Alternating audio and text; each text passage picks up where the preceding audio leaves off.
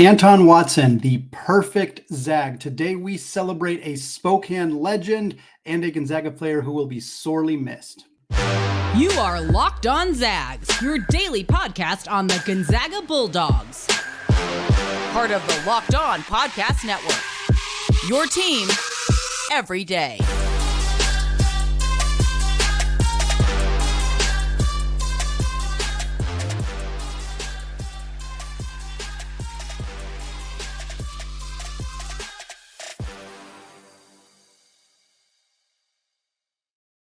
What's up, folks? Happy Wednesday and welcome into the Locked On Zags podcast, part of the Locked On Podcast Network, your team every day. I'm your host and longtime Gonzaga podcaster, Andy Patton, here to bring you news and updates on all things Zag athletics. Today's episode of Locked On Zags is brought to you by Game Time. Folks, download the Game Time app now and create an account using code LOCKEDONCollege and you will get $20 off your first purchase. Folks, we are starting our season in review series. For those of you who are longtime listeners, who are everyday listeners, first of all, I appreciate you very, very much. You have maybe heard this before. What we do is we talk about every single player on Gonzaga's roster. We do preview episodes in November and October discussing their best and worst case scenarios, their history, how they ended up in Spokane, and then taking a look at their future. At the end of the season here in April, we take a look back at those shows. So we're going to talk about how their season went. We're also going to talk about the best and worst case scenarios that we laid out before the season. We'll play an old clip from that show back in November talking about Anton Watson. And then we're going to talk about the player's future. We're starting the season in review series talking about Anton Watson because he is the only player where there is no mystery about whether he will be in Spokane next year. I don't expect really anybody to be leaving, but right now we're going to start the season in review about the one player whose Gonzaga basketball career has officially, unquestionably, unfortunately come to an end, and that is Anton Watson. Anton Watson's 2023-24 season was more or less as much as we could have hoped for and desired for and wanted for from the Spokane legend, the Gonzaga prep high school superstar, the kid who's been committed to Gonzaga for 7 years now, I believe, spent 5 wonderful years in the program. And everybody kind of knew that him returning for his 5th year after the departure of Drew Timme was going to allow him to play a bigger role on this team on both offensively and defensively. And the plan or the hope was that he would take on that bigger role, maintain his efficiency, and put together the best season of his Gonzaga basketball playing career. And he did. That is exactly what happened for Anton Watson in the 23-24 season. He set career highs in nearly every single statistical category to cap off his Gonzaga basketball career. He also helped make sure that this team did not finish outside of the Sweet 16. He did not want to be on the final team or on the first team to not make the Sweet 16 since 2016, and he ensured that was not the case with a excellent performance both against McNeese and against Kansas in the NCAA tournament. But overall on the season, 35 games for Anton Watson, started every single one of them, played just over 31 minutes per game, which was a career high for him. He also averaged 14.5 points, 7.1 rebounds, 2.6 assists, and 1.5 steals per game as a super senior. Every single one of those is a career high for Anton Watson, except for the steals. Previous career high was 1.8. This year, he averaged 1.5, so not terribly far off from his career high. His efficiency numbers really didn't take a drop at all either. His 2-point percentage was a bit down. He was 60.7% on twos, which for the record is excellent. That's a really, really good efficiency on 2-point shots. Anything over 60% is very good. But up to this point, Watson had been 65, 66% on obviously a lower volume. So for his output to increase, the amount of shots that Anton was taking this year increased. And he was also taking more shots away from the rim. In previous years, most of his production was right at the basket. This year, for him to have, more of a not really a floater game necessarily, but he had a little bit of a step back game, a bit of a mid-range game, just shots that are a little bit less efficient. For him to still be over 60% on those 2-point shots is phenomenal. And beyond that, he also shot 41.2% from three. And folks, for those of you who have been longtime Gonzaga basketball fans who followed this team since before Anton Watson's career or at the start of Anton Watson's career, did you ever think that you'd hear us mentioning Anton Watson as a 41% three-point shooter? This man shot 11% as a freshman. He shot 15% as a sophomore. He shot 22% as a junior. He almost doubled that in his final year of college basketball. Now, the attempts per game was very low, 1.5 attempts per game on average. 41% though. That is such a massive jump for Anton Watson over the course of his career to improve as a jump shooter, to improve as a three-point shooter. He also had the wherewithal to know when to take three-point shots. He didn't take a lot of contested threes. He wasn't just chucking up shots. He was calculated and intentional with when he took three-point shots, and it resulted in him putting together an incredibly efficient season from beyond the arc. He was 65.3% from the free throw line. He was not perfect. Some areas of his game just never really developed. I think his career high from the free throw line was like 68 something, but he was never a good free throw shooter. That's just one of those things that Anton Watson, despite having very obvious basketball skills offensively, despite improving as a three-point shooter, the free throw percentage was just never an area of strength for Anton Watson. But what was great about Anton's season was that it was a year of change for Gonzaga, not only coming into the season, but throughout the year. Roles changed, situations changed, injuries had an impact. This was a challenging year for Mark Few and the Zags in a lot of ways. And the one constant for Gonzaga this season was Anton Watson. Ryan Nembhard did not find his consistency till the middle of the season. He struggled early on. Graham Ike did not find his consistency till the middle of the season. Nolan Hickman was adjusting to a new role as an off-ball player. Ben Gregg was coming off the bench in place of Dusty Stromer, and then they switched, and Dusty Stromer started coming off the bench, and Ben Gregg stepped into the starting lineup. All of that happened because Steele Venters was hurt and got hurt 2 days before the season started. So there was so many inconsistencies throughout the year. Role adjustments, minutes per game adjustments, situational developments, everything that changed throughout the year. And yet Anton Watson was that rock in a year where they really needed a rock because they've had Drew Timme, he's been that guy for 4 years. And then they needed somebody else to step up and be that kind of consistent, stalwart, go-to guy when a play breaks down, when an entire game breaks down, the game plan isn't working, and you just need somebody to go get you a basket. Anton Watson filled that role this year, and they needed him to. He scored in double figures in 30 of his 35 games this season. 30 out of 35. He just didn't have any slumps, any consistent times, a week, 2 weeks, 3 weeks where he struggled. It just didn't happen this year. He would maybe have a bad game every 6 games. You're like, oh, he kind of wasn't that good tonight. And that was it. The role shifted. He was asked to play the wing when Ben Gregg entered the starting lineup. That was a very different role. And yet we didn't see that dip. We didn't see that period of time where he had to adjust to it. He just was ready to take on a new role. Watson also topped 30 points twice this season. First time in his career he's done that. He did it twice. He had 32.7 boards, a pair of assists, 2 steals, and a block against UCLA. He shot 14 of 15 in that game. It was one of the most singularly dominant performances that we have seen from a Zag in a long time. 32 points on 14 of 15 shooting. That included going 3 of 3 from 3. Gonzaga does not beat UCLA without that game. They have a quad 3 loss hanging over their head the entire rest of the season if Anton Watson doesn't do exactly what he did against UCLA in that game. Gonzaga unfortunately lost the other game where Anton Watson did have a 30-burger. He had 32 points, 9 boards, 6 steals, and an assist against Santa Clara, literally doing everything that he could to lead the Zags to a victory in that one. But unfortunately, the rest of the team just did not have it. Watson was 14 of 18 in that one, including a perfect 4 of 4 from the free throw line. Watson also had 20 or more points, a total of 6 times, 20-plus points against UCLA. Like we mentioned, he also had 20 points against Kansas. He also had 20 points against UConn. He had 17 points against Kentucky. When Gonzaga played the best of the best, Anton Watson stepped up and contributed. Again, 20 points against Kansas, UConn, and UCLA. That is an incredible testament to his ability to step up when this team needed him to do so. He also stepped up in the NCAA Tournament and in the WCC Tournament. In those games combined, those 5 total games that Gonzaga played, he averaged 16.6 points and 7.5 boards. He had 13 points, 13 rebounds, and 9 assists against McNeese State.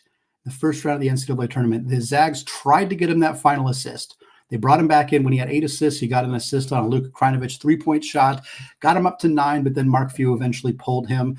Understandably, they had a game 2 days later against Kansas. You needed him at full strength for that one, and he delivered in that one as well. 21.6 boards on 8 of 11 shooting. Two magnificent performances. Would have loved for the second to last or the third to last game of Anton Watson's career to be the second ever triple-double in Gonzaga basketball history, behind Joel Ayayi, who got it back against Portland, I think 3 or 4 years ago. Regardless, Anton didn't quite get there, but his tournament performance this year was a testament to him knowing that he was the person who needed to step up for this team to ensure that they made the Sweet 16 again, to ensure that that streak continued. He delivered when they needed it, and it's a testament to who he has been for the last 5 years in Spokane. Well, we're going to listen back to Andy from November. We got a 2.5-minute clip where I discussed what I thought were Anton Watson's best and worst case scenarios coming into the season. We're going to play that. We're going to discuss how I did, all that coming up.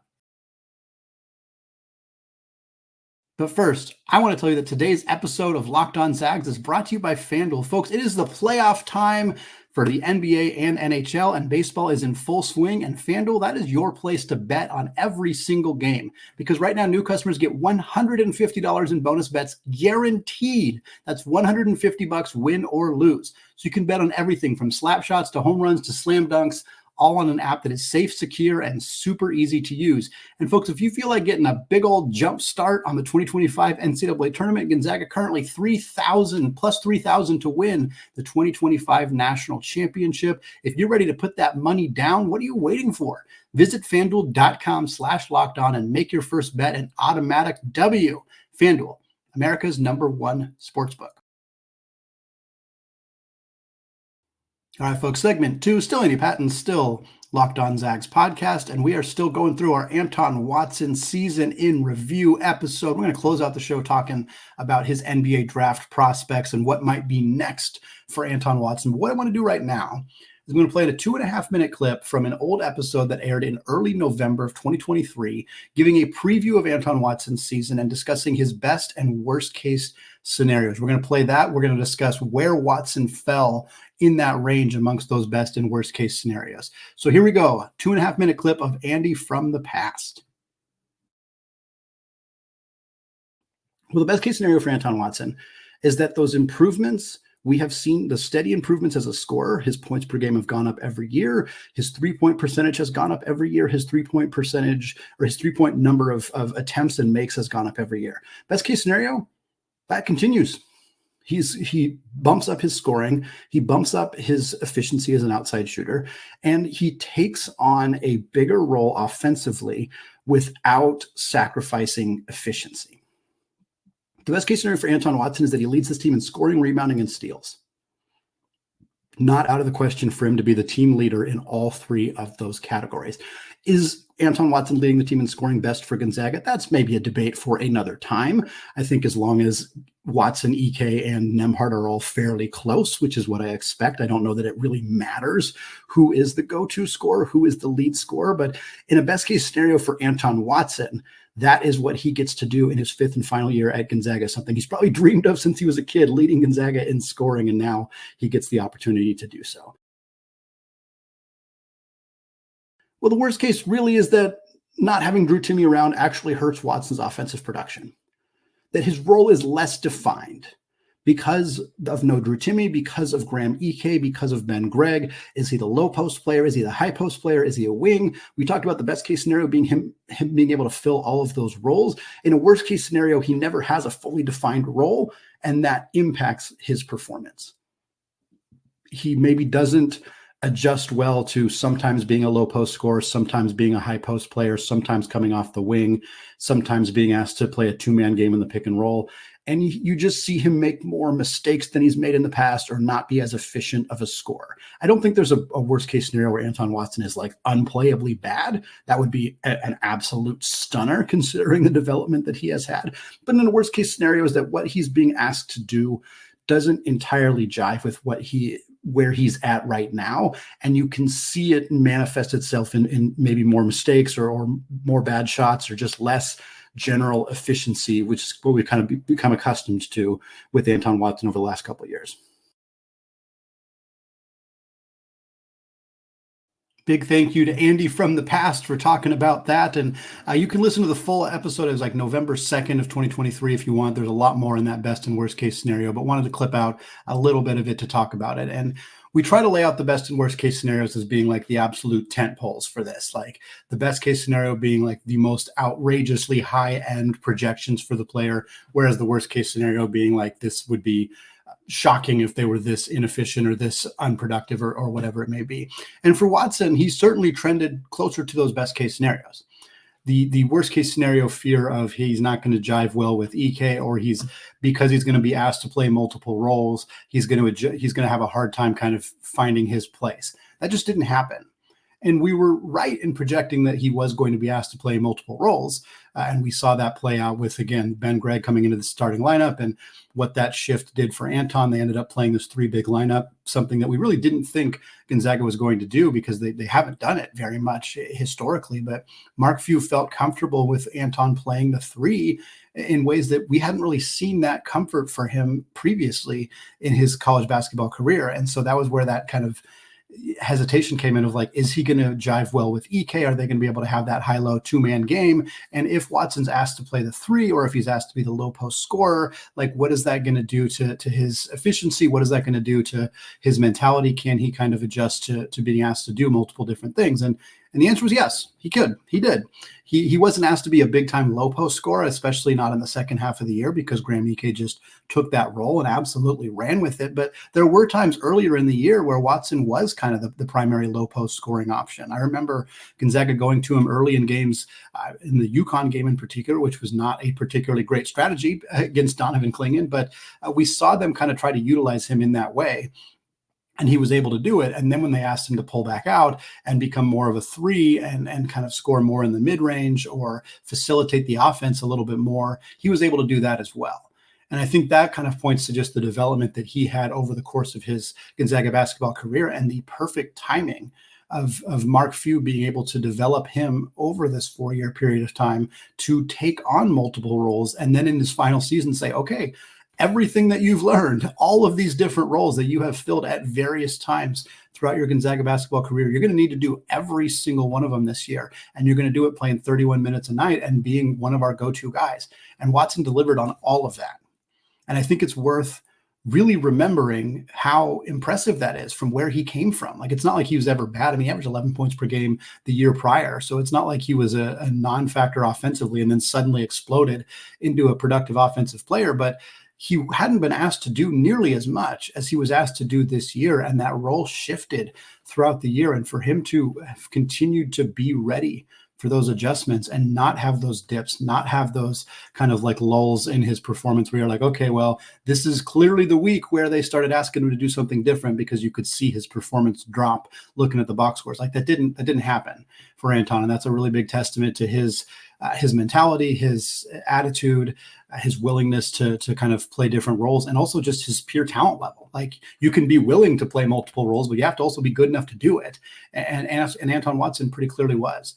Some of the worst case scenarios we also laid out were like getting snubbed again by the WCC. You can make an argument that he did, but he was not left off of the All WCC First Team, at least like he was as a junior, or as in his first senior year. This year he was put on that All WCC First Team. I think he had a strong case to be Defensive Player of the Year, was ultimately not selected for that. I think they made a mistake in picking Mitchell Saxon for that award. I think that the Player of the Year should have been Graham Ike instead of being Augustus Marcellonis. You could have made an argument for Watson in that role as well. But at least he made that WCC First Team, as he totally should have. And looking at the best case scenarios, one of the things we really talked about was kind of that same thing we talked about in the first segment of today's show, of being able to take on a bigger offensive role, more field goal attempts, more touches, and not have that efficiency drop. And like we said, his 2-point efficiency did drop. The best case scenario would have been that staying up at like 66, 67%, which would have been a really hard ask for a player like him. But for him to still be up over 60%, still be, to have that career high in 3-point percentage, which we talked about as a best case scenario of the attempts go up and the efficiency goes up. A trend that happened every year of Anton Watson's career. Every single season, he took more 3-point attempts per game, and he had a better 3-point percentage. And the best case scenario was that continued again this season. And like we said, it did. He went all the way up to 41% from 3. Really impressive stuff. We talked about the best case scenario being him leading the team in scoring, leading them in rebounding, leading them in steals. Didn't quite get there. I did mention in that may not be the best case scenario for Gonzaga, and I believe that is true. Anton Watson set personal career highs in points and rebounds. The fact that he didn't lead Gonzaga in points and rebounds says virtually nothing about him, and says a lot about Graham Ike and the fact that he averaged 16 points per game, that he averaged close to 8 rebounds per game, that he had a tremendous first season in Spokane. For Watson, he finished second in points. He finished second in rebounds. He did lead the team in steals, and I think that's where you wanted him to be. We kind of mentioned as long as Ike and Nembhard and Watson are all close in points per game, I think we'll feel good about it. What ultimately ended up happening is that Ike was a skosh ahead of everybody else, and then it was actually Watson and Hickman who were extremely close to each other in points per game, with Nembhard coming in fourth. And I think that worked really well for Gonzaga. I think, and we'll get to, when we do the Ryan Nembhard season in review, I have a feeling that I would have considered Nembhard finishing fourth in the team in scoring as a bad thing, but in reality, it didn't turn out to be bad because he averaged 7 assists per game and really helped facilitate the offense for everybody else. So I think Watson not leading the team in scoring was definitely better for Gonzaga and not really a bad thing for him either. Well, Watson is the only player who is guaranteed to not return to this team in 2024-25, But what does that mean for his basketball future? We got more coming up on that after I tell you about today's sponsor, Game Time. Folks, now that the tournament is over, it is time to take in some Major League Baseball games. Maybe it's a last-minute trip up or over to Seattle. Maybe a group of your friends decide to take a spur-of-the-moment trip to hit up a game. Great news. Game Time is an authorized ticket marketplace for Major League Baseball, which makes getting tickets even faster and easier. And prices on the Game Time app, they actually go down the closer it gets to first pitch. So with killer last-minute deals, all-in prices, views from your seat, and Game Time's lowest price guarantee, this app takes the guesswork out of buying MLB tickets. You can get last-minute deals which save up to 60% by buying last-minute for both sports, concert, comedy, theater, and more. I often worry about my tickets being fake or bogus, but with Game Time's ticket coverage, your purchase is covered by the most flexible customer service policy in the ticketing industry, and I just love having that peace of mind. So take the guesswork out of buying tickets with Game Time. Download the Game Time app, create an account, and use promo code LOCKEDONCollege for $20 off your first purchase. Terms apply. Again, create an account and redeem code LOCKEDONCollege for $20 off. Download the Game Time app today. Last-minute tickets, lowest prices, guaranteed. All right, folks, closing out the show today, talking about the future for Anton Watson. 5 years playing for the Gonzaga basketball, a lifetime in Spokane prior to that, and now the future is cloudy for Anton Watson. Where does he go from here? What are the professional avenues that exist for Anton Watson? And this will not be the last time we talk about Anton Watson. We're putting a bow on this show on the end of Anton Watson's season, but as we get into the offseason, we'll talk about where he ends up signing professionally, whether he looks like an NBA player, all of that stuff. But right now, what we know is that Anton Watson last season declared for the NBA draft. He did not get invited to the NBA draft combine. He participated in a G League combine instead, so still got looked at by some scouts, still got evaluated and assessed, and then ultimately made the decision to return to school for his final season of eligibility, which was generally what was expected that Anton Watson was going to do. So this year, obviously, he is going to attempt to get invited to the NBA draft combine workout. I don't know if he's going to go to the Portsmouth Invitational. That was an event that Rasir Bolton participated in last year. It's an event that graduating seniors get invited to who are not going to get invited to the combine. So if Watson doesn't go to the combine, I think he ends up in the Portsmouth Invitational. But the hope for him, obviously, is that he gets to that opportunity at the combine against the best of the best, really getting that chance to kind of showcase his skills, his athleticism, what could potentially make him an NBA player. It feels right now like he's kind of borderline in terms of getting an invite to the NBA scouting combine, and also borderline in terms of getting selected in the NBA draft. The mock drafts don't have him on there. So I say borderline. Most people who are evaluating, who are making mock drafts or discussing the draft, they're not really talking about Watson as a legitimate NBA draft prospect. I have been higher on him because I think you can see the potential. You can see the potential fit for him as a 3-and-D wing in the NBA. The three-point shooting this year ticked up in a way that was significant in terms of percentage, but the volume of three-point shots was so low that I do not think it is going to sway very many scouts in a meaningful way. What that means is that Watson's going to have to prove it. He's going to have to prove it at the combine, at the invitational, at whatever events or opportunities he has between now and late June when the 2024 NBA draft takes place. He's going to have to prove that the three-point shooting is something that is sustainable for him long-term, because players who shoot efficiently from three on a low volume are going to get more heavily scrutinized. And the way that they're going to get scrutinized is, well, how did they shoot from three in previous seasons? And how do they shoot from the free throw line? Anton Watson does not do well in either of those metrics. His previous three-point shooting output is very low. We've talked about how the growth is great. It's great that he grew from an 11% three-point shooter to a 41% three-point shooter. But again, without a lot of volume, that's not going to be viewed super favorably by NBA scouts who are hoping that his NBA future relies on him being a three-point shooter.